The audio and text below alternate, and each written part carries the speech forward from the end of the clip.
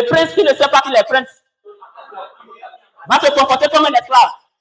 Et alors il va marcher comme il veut.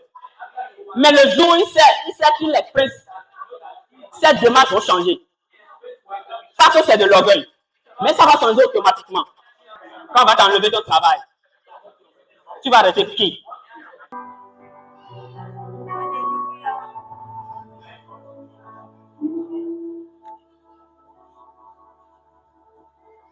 Il a reçu le nom au-dessus de toi. Il a reçu le nom qui surpasse tout nom. Tout touchera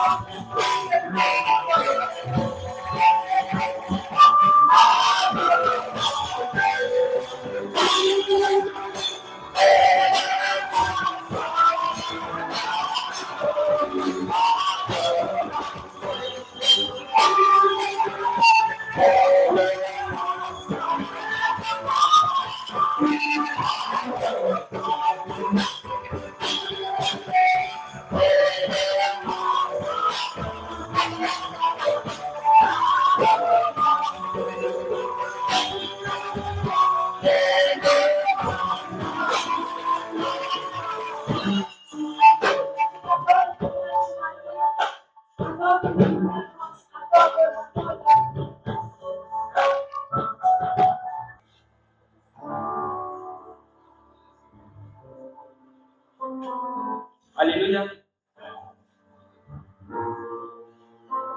Est-ce qu'on peut chanter ce chant aussi ensemble? Qui dit: je n'ai pas envie de Dieu comme toi. Je n'ai pas envie de Dieu comme toi. Il n'y aura point d'autre Dieu comme toi. Je n'ai pas envie de Dieu. Je n'ai pas envie de Dieu. Je n'ai pas envie de Dieu. Il n'y aura point d'autre Dieu.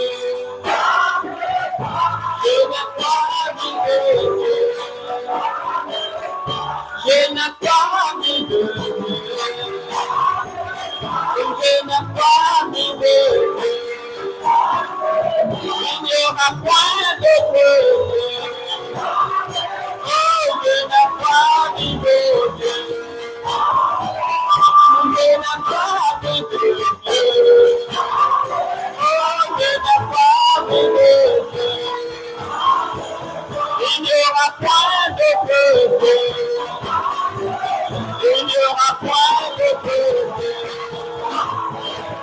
Je n'ai pas envie de Dieu. Oh, je n'ai pas envie de Dieu. Oh, je n'ai pas envie de Dieu.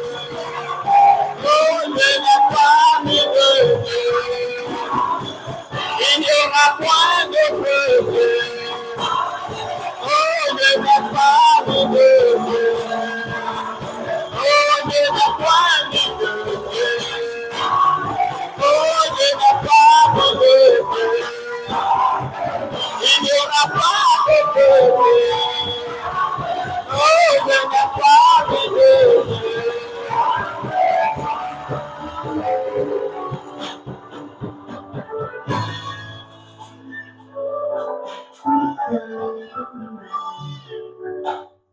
Il n'y a pas d'autre Dieu comme notre Dieu.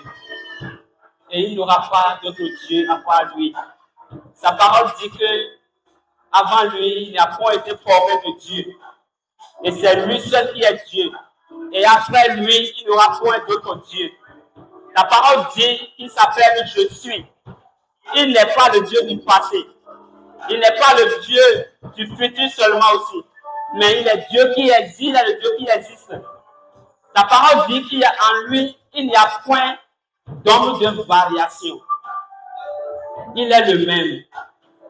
Ce matin, nous voulons l'adorer. Nous voulons le louer. Nous voulons l'élever sur le trône. Nous voulons dire que c'est lui seul qui est grand. Nous voulons dire que c'est lui seul qui est Dieu. Et à part lui, il n'y a point d'autre Dieu. Merci Jésus pour ce matin. Merci pour ce jour merveilleux que tu nous as donné. Merci pour cette journée qui appartient à la jeunesse. Où nous allons parler de la jeunesse. Père, nous te laissons toute la place. Pour les quelques minutes que nous allons passer devant toi ce matin. Esprit de Dieu, communique-nous quelque chose. Ce matin, Père, je ne suis qu'un tuyau par lequel l'eau de vie va sortir. Ce matin, Père, que tu guérisses quelqu'un au nom de Jésus. Que tu soulages quelqu'un au nom de Jésus. Père, que tu relèves quelqu'un au nom de Jésus. Que tu illumines quelqu'un au nom de Jésus. Merci parce que tu es là. Nous n'avons pas besoin de sentir, mais nous sommes conscients que tu es déjà au milieu de nous. Esprit de Dieu, parle ce matin. Au nom de Jésus, nous avons prié.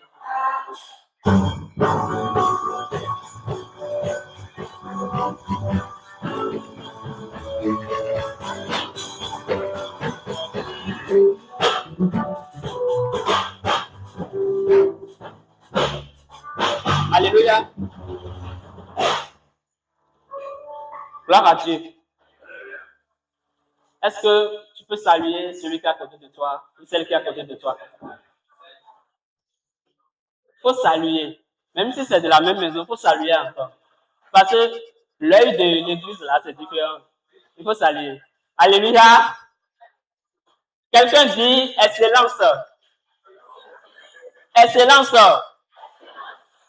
Est-ce que vous avez trouvé la jeunesse ce matin qui est vraiment excellente? Ou bien j'ai menti? Il y a excellence partout. Ça, c'est en Jésus qu'on trouve ça.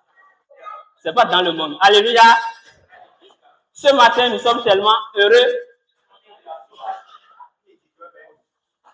de vous accueillir dans la maison de Dieu. Et vous voyez déjà sur le tableau, ce qu'on a dit tout à l'heure, voilà, jeune enraciné en Christ, lumière et influence pour les générations. 1 Timothée 4, verset 12. Nous aurons parlé des jeunes.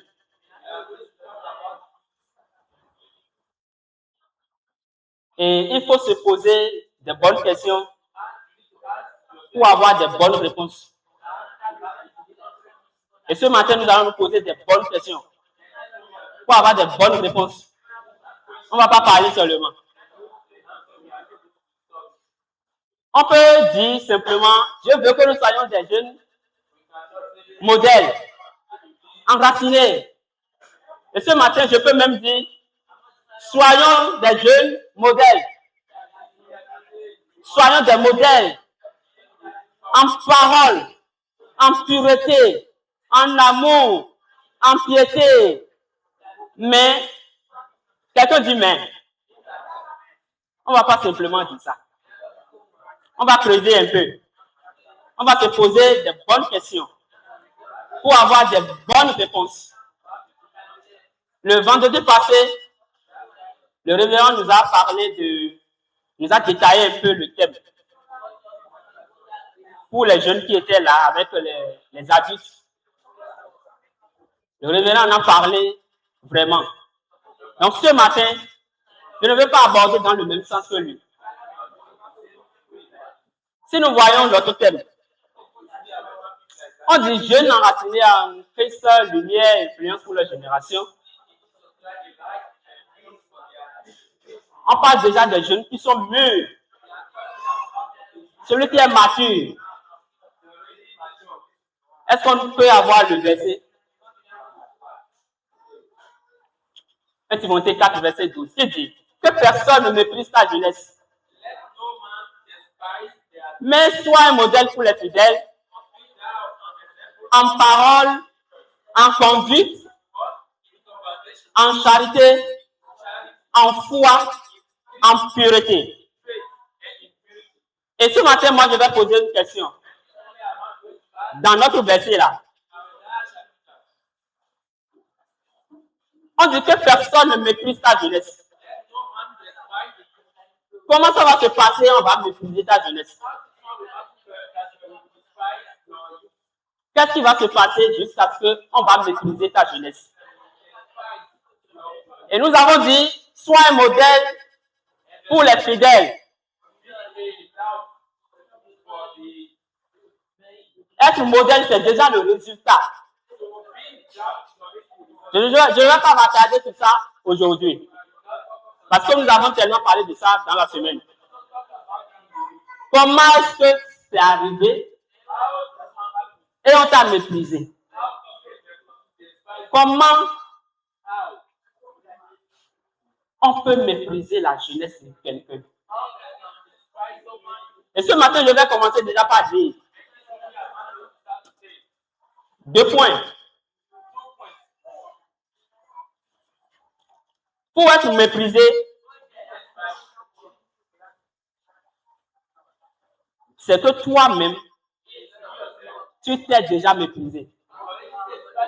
Pour qu'on te méprise, c'est que toi-même, tu t'es méprisé. Point 2.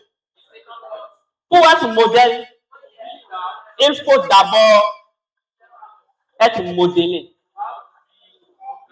Sans être modélé, tu ne peux pas être modèle. Et on ne peut pas te mépriser sans que toi-même tu t'es méprisé. Nous parlons de méprisance. Mépriser, je dis quoi? Est-ce que j'ai l'attention de tout le monde ce matin? Ça peut aller ici. Ça peut aller. Merci. Mépriser. Quand nous parlons de méprise, le dictionnaire ou l'explication dit considéré comme sans valeur. Quelqu'un qu'on a considéré comme sans valeur. Rejeté. Traité avec arrogance.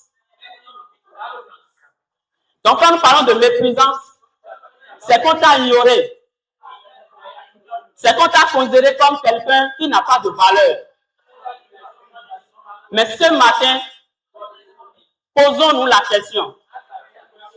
Comment est-ce que ça peut arriver? Et on va se trouver comme quelqu'un qui n'a pas de valeur.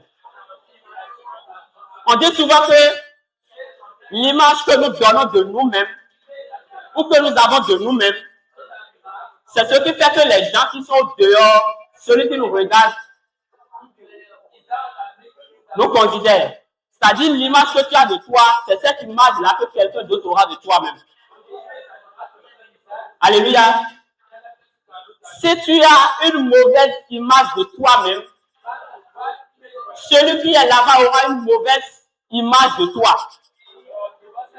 Mais si tu as une bonne image de toi-même, celui qui est là-bas, qui te regarde, aura une bonne image de toi. Qu'est-ce que je veux dire? Si tu ne sais pas ou tu ne connais pas, tu es ignorant, celui qui te regarde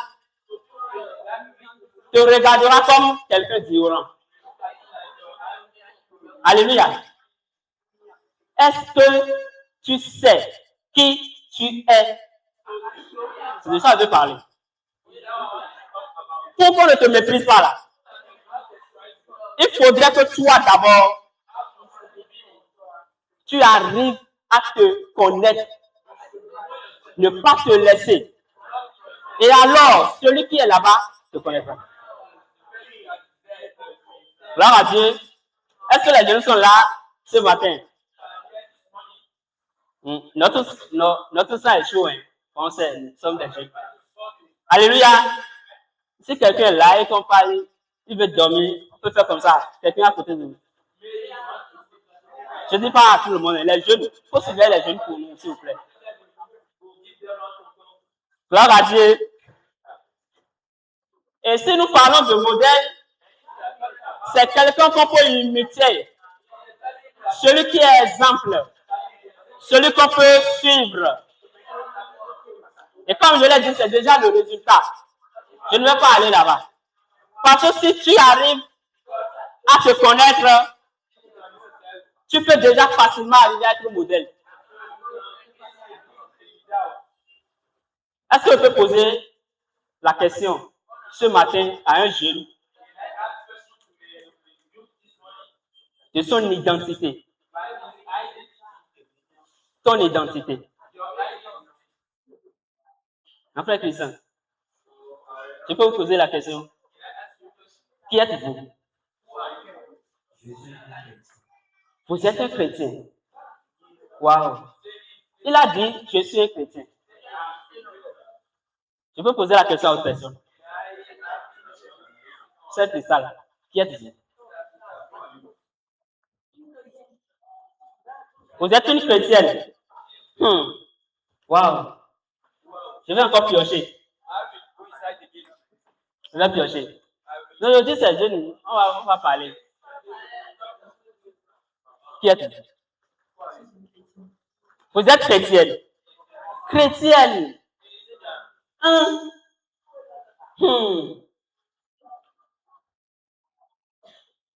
Frère Mathieu.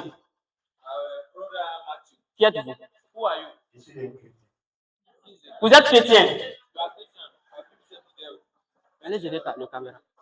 Alléluia. Chrétien. Waouh. Ça marche ici. Hein. Frère miracle. Qui es-tu? Chrétien.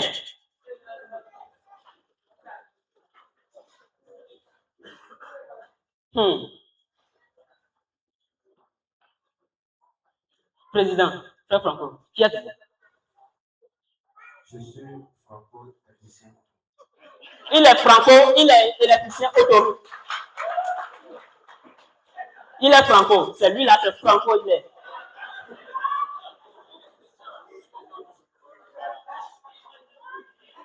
Je vais attraper quelqu'un d'autre.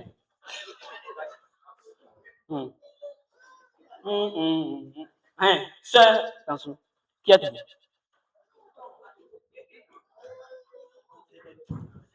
Ah, faut nous parler.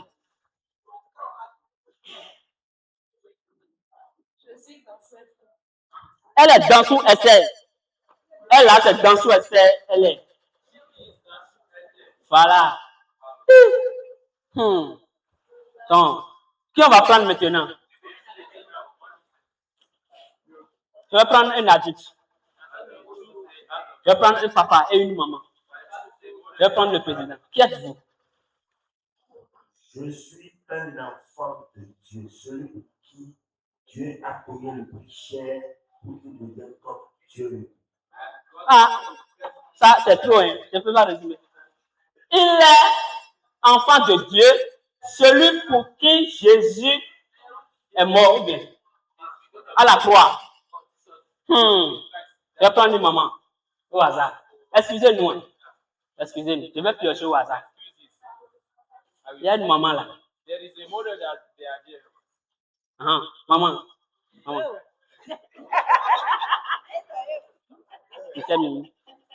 Qui est ici, maman? Elle est Madame Badou.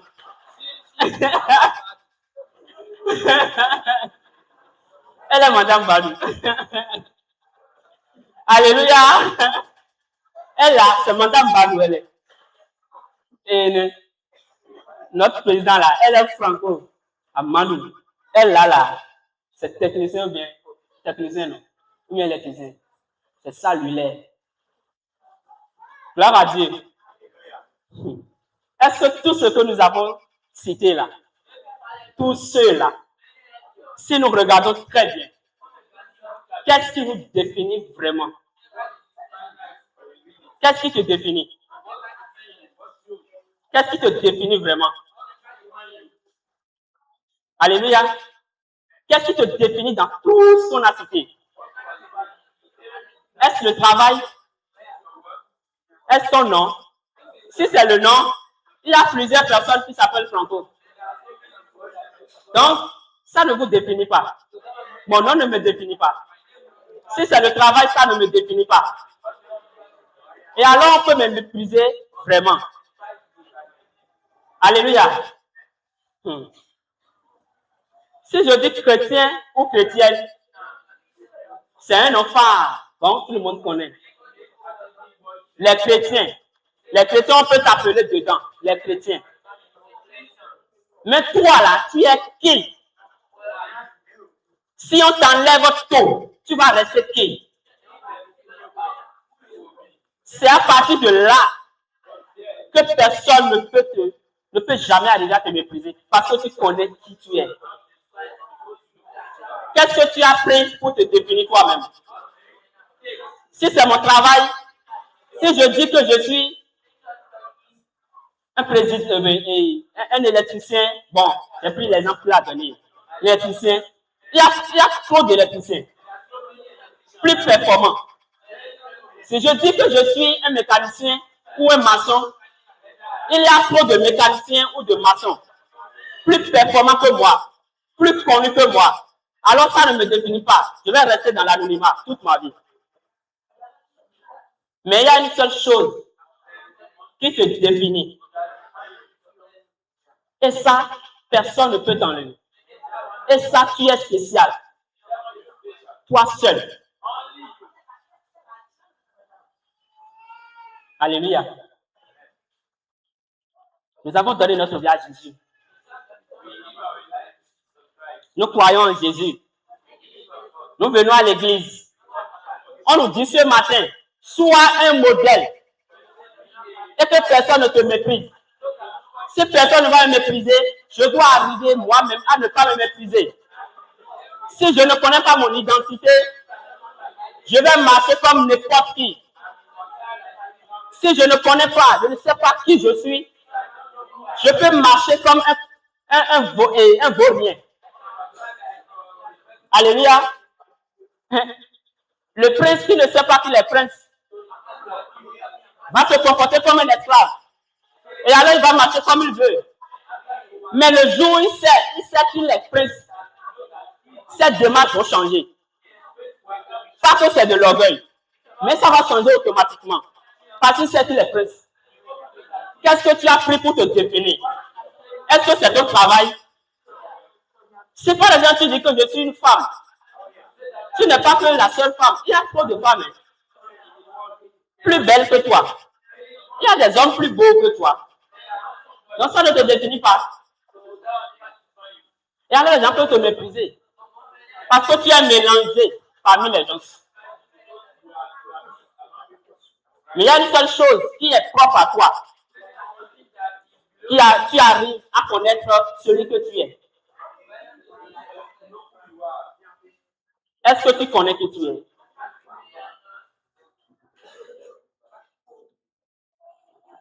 Est-ce que quelqu'un peut se regarder très bien ce matin avec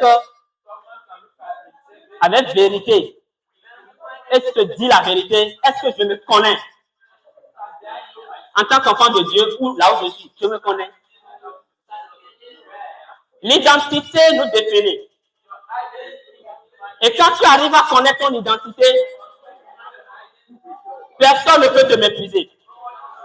Parce qu'avant qu'on ne te méprise, tu t'es méprisé toi-même. Et si tu arrives à connaître ce que tu es, facilement tu peux marcher Et tu peux aller comme un modèle. Modèle, c'est le résultat d'un long parcours. Mais ça commence par l'identité. Je veux dire à quelqu'un ce matin, si tu es ici ce matin, et si tu ne connais pas véritablement qui tu es, on va te mépriser. On va te traiter comme quelqu'un de bizarre. C'est-à-dire, toi-même tu es dedans, comme nous sommes parmi eux. Tu n'es pas distingué. Est-ce qu'un jeune, ce matin, peut prendre conscience de son identité? Qu'est-ce que la parole dit que tu es? Est-ce que tu connais? Si tu connais, tu ne peux pas te laisser. On ne peut pas te traiter comme quelqu'un sans valeur, quelqu'un de bizarre, quelqu'un de vulgaire. Impossible.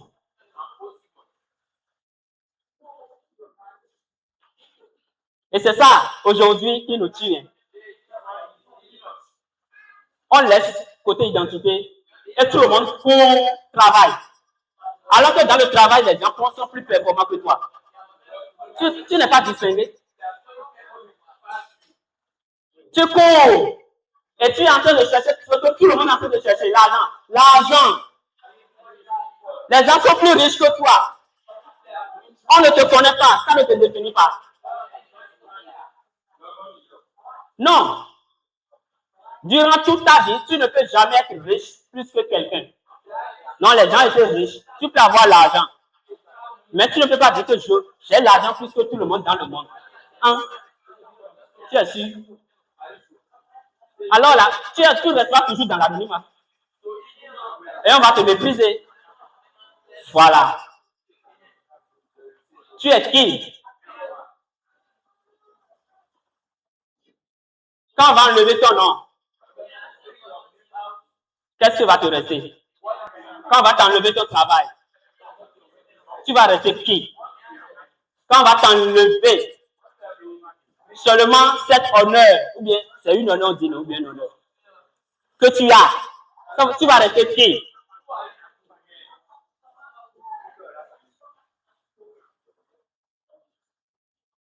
Si on va te prendre seulement le téléphone que tu as,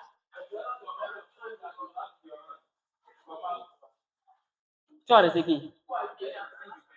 Rien de tout ça ne te définit. Ce que tu as ne te définit pas, c'est ce que tu es.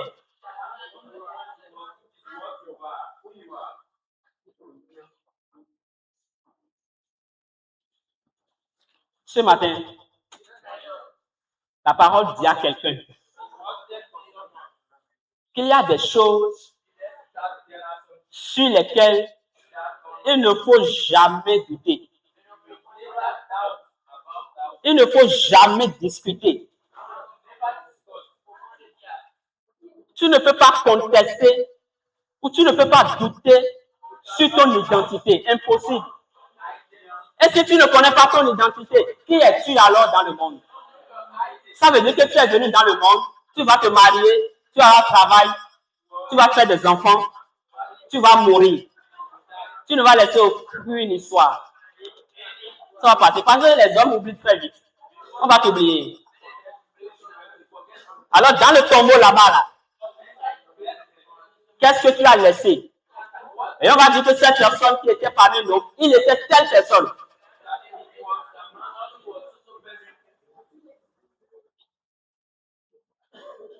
Connais-tu ton identité?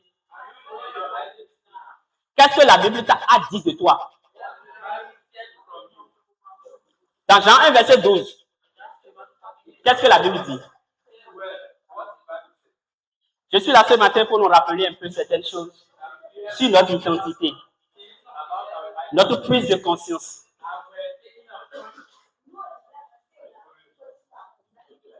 Jean 1, verset 12, qu'est-ce que ça dit? Oui, lisez pour nous, oui. Oui. Mais à tous ceux qui l'ont reçu,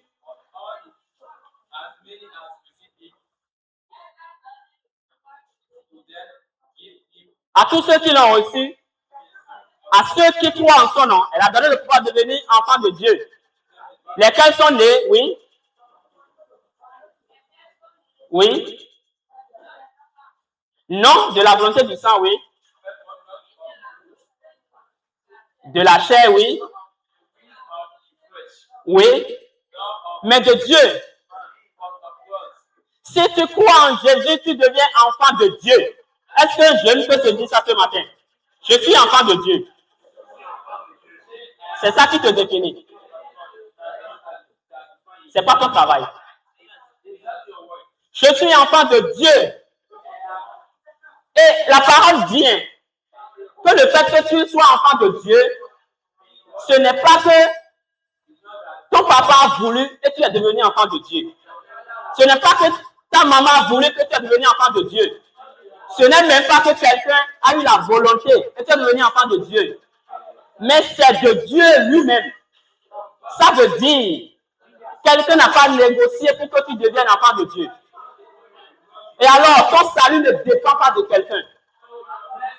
Ça dépend de Dieu seul. Si c'est quelqu'un qui a négocié de devenir enfant de Dieu, cette personne, un jour, peut s'énerver. Et il va me retrancher ça. Mais la parole dit que je suis. C'est ce qui te définit. Il faut savoir que tu es enfant de Dieu. Je suis enfant de Dieu. Point. Ce n'est pas contesté. La parole dit que je suis enfant de Dieu. Je crois que je suis enfant de Dieu. Rien ne peut m'arracher. Si je perds mon travail, je reste enfant de Dieu. Si je perds mon nom ou l'honneur que j'ai, je reste enfant de Dieu. Parce que ce n'est pas quelqu'un qui a voulu me donner. C'est Dieu lui seul. Et c'est ça qui me définit.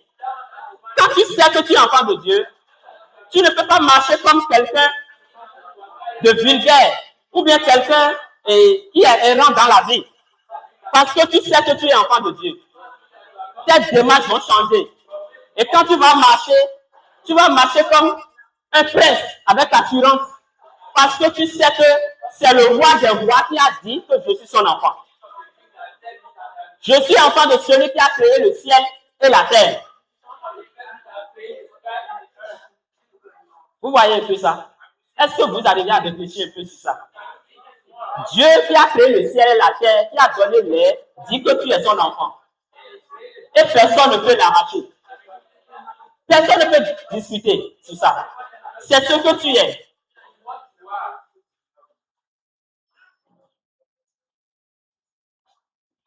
Dans 2 Corinthiens 5, verset 17, la parole dit que nous sommes une nouvelle créature. On dit, celui qui est en Christ est une nouvelle créature. Les anciennes choses sont passées. Voici toutes choses sont devenues nouvelles. Le jour où tu dis, je donne ma vie à Jésus, tu es devenu une nouvelle créature. On n'a pas dit une créature améliorée. Non. On n'a pas dit une créature qu'on a regardée, qu'on a retranchée, on a collé quelque chose. Non. Tu es une nouvelle créature. Ça veut dire que tu es né comme un bébé, tout nouveau. C'est ce que tu es. Et personne ne peut discuter sur ça. Ce n'est pas discutable. La parole dit, je suis une nouvelle créature, c'est ce que je suis. Comme on ne sait pas qu'on est une nouvelle créature, c'est pour cela qu'on reste dans certaines culpabilités. C'est-à-dire, on se culpabilise de jour en jour. Quand tu n'étais pas encore chrétien, tu faisais des choses. Maintenant, quand tu donnes ta vie à Jésus, tu continues de te culpabiliser. Et tu continues de te voir comme quelqu'un de malheureux.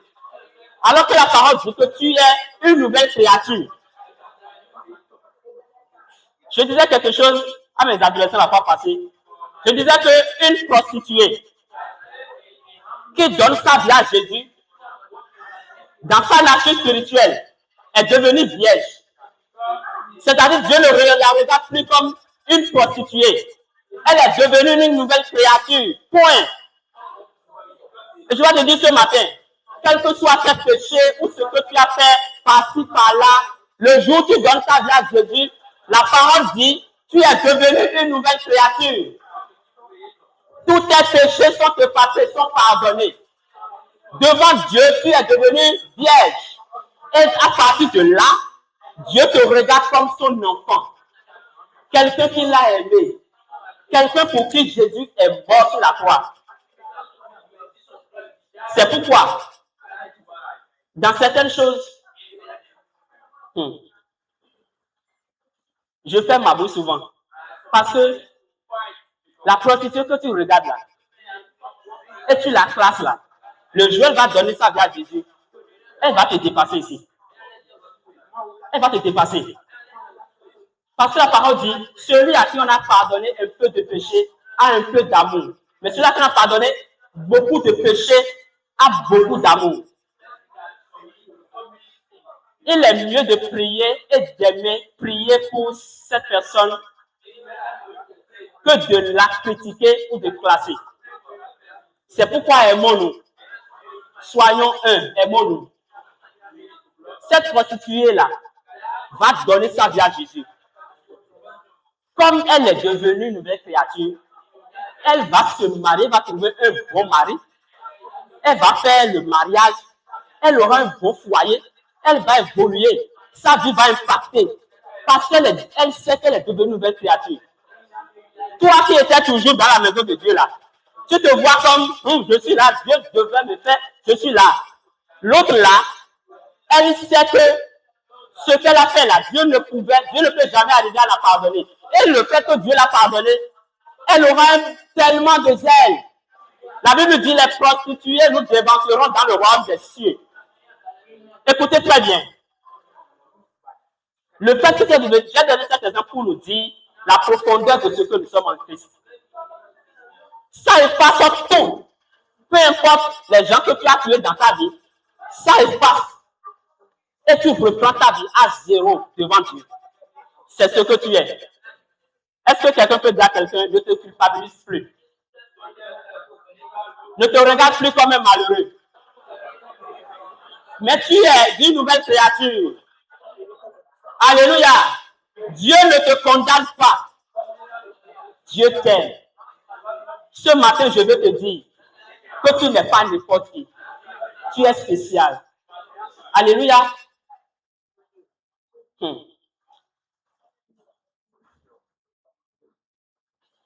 Nous sommes choisis de Dieu. Nous sommes la lumière du monde. Nous sommes le sel de la terre. Nous sommes scellés du Saint-Esprit. Nous sommes le temple du Saint-Esprit. Alors, comment tu peux arriver? Jamais, comment tu as fait?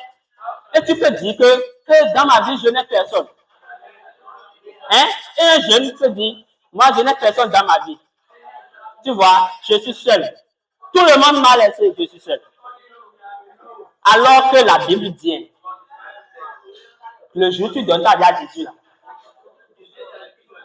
Jésus est venu habiter en toi par le Saint-Esprit. Et ton corps est le temple du Saint-Esprit. Ce qui veut dire que même dans la nuit, tu es avec le Saint-Esprit. Même partout, tu es avec Jésus. Et si tu ne sais pas, le jour où tu vas mourir, on va t'enterrer. Tu seras avec Jésus dans le tombeau. Alléluia. Tu seras avec Jésus dans le tombeau. Parce que les autres partent. Mais Jésus dit, je suis toujours avec toi. Comment tu peux penser que tu es seul? Celui qui dit qu'il est seul, vous allez voir, cette personne-là va se sentir isolée, va se sentir comme ça, sans espérance. Quand il veut parler, il va parler comme quelqu'un de malheureux. Je n'ai personne. Tu vois ma vie là, ma vie est gâtée. Chaque personne dans ma vie. Toi, tu as Jésus. Tu as le Saint-Esprit en toi. Celui-là qui est plus précieux en toi. Celui qui peut.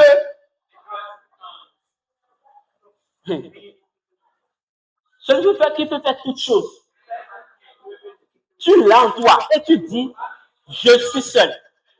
Qui n'est pas seul? Est-ce que tu peux pas taper pour appuyer sur ma vie? Je ne suis pas seul. Je ne suis pas seul. Je suis le temple du Saint-Esprit. Je suis accompagné. Je suis guidé. Je suis dirigé. Je suis précieux. Alléluia. Et si tu ne sais pas, laisse-moi te dire ce matin.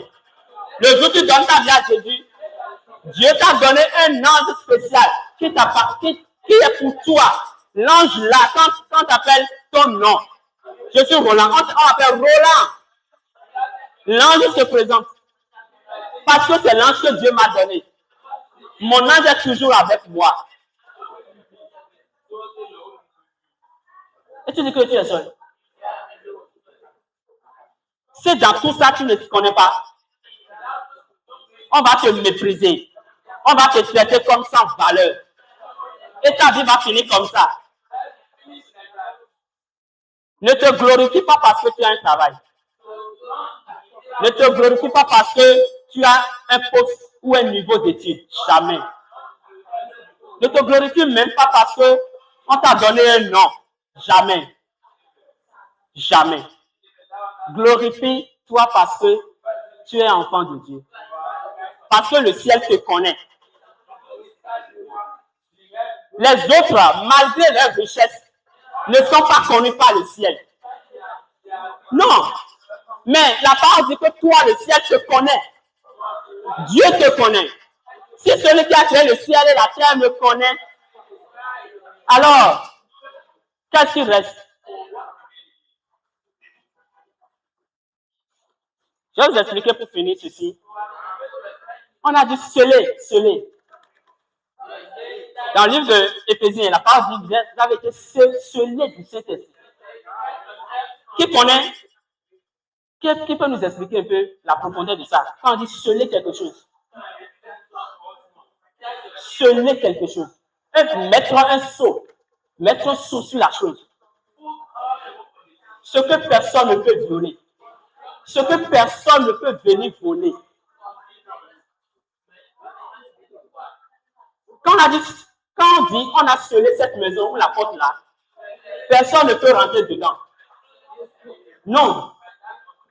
Et Dieu dit, je t'ai scellé de mon esprit. Cela veut dire rendre vraiment, on a collé, on a scellé la chose du fait que personne dans ce monde ne peut venir pour l'arracher. Ce qu'on ne peut pas décoller, ce qu'on ne peut pas arracher. C'est ça. Ne te vois pas comme un misérable. Ne te vois pas comme un malheureux. Il faut te regarder comme quelqu'un qui a du prix.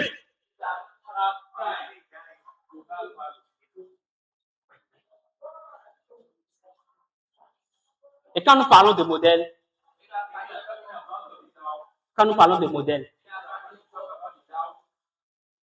c'est que tu as subi la chose, tu as eu l'endurance de traverser jusqu'à ce que quand on te regarde, on n'a plus besoin de faire discours, on te suit. C'est pour dire, il faut être modélé d'abord. Il faut accepter qu'on te modèle. Il faut accepter que Dieu te modèle. Je n'ai pas dit que c'est difficile, hein, mais accepte que Dieu te modèle. Accepte que Dieu travaille sur toi. Avant que Abraham, pour qu'Abraham soit le père de la foi, il a fait 100 ans sans enfant. Pour que Sarah devienne modèle de toutes les femmes désespérées, elle a fait 90 ans sans enfant. Pour que Job soit l'homme considéré comme exemple de fidélité, il a perdu tout. Et Dieu l'a restauré. Et on cite son nom aujourd'hui. Tu veux être modèle. Ne fuis pas. Ne fuis pas les examens. Ne fuis pas les épreuves. Non. Sois là. Il faut comprendre que Dieu me travaille pour quelque chose. Pour qu'on cite le nom de Daniel aujourd'hui, il a été dans la fosse au lion. Pour qu'on cite le nom de Abed-Nego, Shadrach, Meshach, ils ont été dans le feu. Avant de devenir modèle. Gloire à Dieu. Alléluia. C'est ça. Ézéchiel. L'exemple là m'est venu dans ma tête. Ézéchiel. Qu'est-ce que la parole dit? Dieu voulait frapper Israël. Et Dieu est venu voir Ézéchiel. Il a dit Ézéchiel, on va faire quelque chose. Ta femme que tu aimes tant là, ta femme va mourir. Je vais l'enlever. Tu ne vas pas pleurer. Tu vas souper en silence. Tu ne vas pas porter habit de deuil. Pour montrer l'exemple au peuple d'Israël. Pour qu'au moment où Israël sera attaqué, ils vont te regarder comme exemple. Pour ne pas pleurer les femmes qui sont décédées. Juste pour que Ézéchiel soit exemple, sa femme n'a pas été malade. Mais elle est morte comme ça. Ézéchiel était là, sa femme meurt sans maladie. On l'a dit, tu ne vas pas pleurer. Ézéchiel reste là, soupire en silence. Et le matin, on l'a demandé, Ézéchiel, pourquoi tu fais ça? Tu ne pleures pas. Ézéchiel dit, Dieu m'a dit de vous montrer l'exemple. Pour qu'au moment où on va vous attaquer là, vous allez me regarder pour ne pas pleurer. Quelqu'un voit ça? Juste ça, pour être exemple. Tu vas faire ta femme simplement, sans maladie. Pour servir d'exemple. C'est pour dire, celui qui veut être exemple dans quelque chose doit souffrir. Il doit avoir une histoire de la chose. Il doit rester. Celui-là doit endurer. Et quand on le voit, on n'a plus besoin de parler. On sait que c'est lui le résultat. C'est ça. C'est ça aussi un côté de modèle. Ce n'est pas seulement parler, sois modèle. Non, non, non. Il y a un parcours. Gloire à Dieu. Que le Seigneur lui bénisse abondamment. Est-ce que quelqu'un a compris une petite chose ce matin? Une petite chose ce matin. Alors, pour finir, je vais reposer une question. Je vais reposer la question. Et Jacqueline, qui es-tu? Tu es enfant de Dieu. Elle a regardé à côté d'abord. Si quelqu'un n'a pas là pour l'attaquer. Alléluia. Gloire au Seigneur Jésus. Nous sommes enfants de Dieu. Que le Seigneur nous aide à être conscients de notre identité. À ne pas nous laisser. Si tu te laisses, on va te mépriser. Et alors, tu vas finir dans l'anonymat. Sans histoire.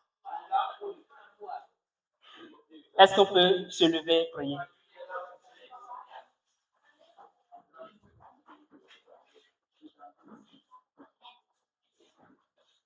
Gloire à Dieu.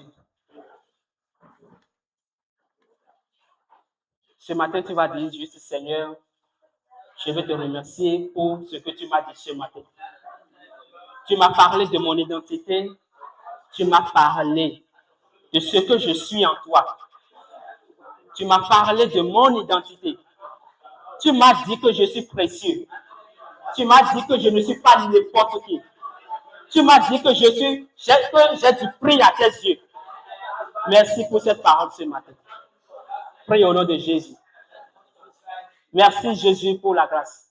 Merci pour ce que tu as fait de nous. Merci pour ton amour. Merci pour ce que nous sommes en toi. Merci pour ce que tu as fait de nous. Glorifie ton nom au nom de Jésus. Tu vas prier, tu vas dire, Seigneur, ce matin, je veux te demander, Esprit de Dieu, qu'à partir de maintenant, que je sois toujours conscient de qui je suis au nom de Jésus.